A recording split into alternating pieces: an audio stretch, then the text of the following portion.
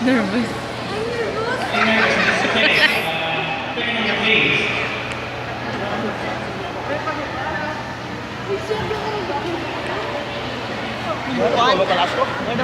Number 21.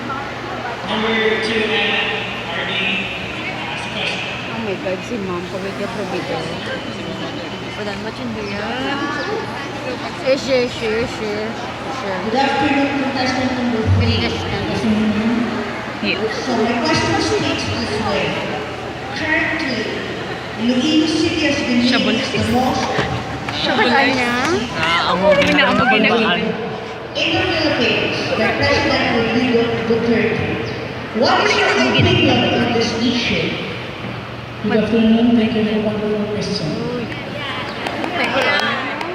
For my opinion, being an boss, I'm not agree that the target of Iloilo has realized there's no people, not all people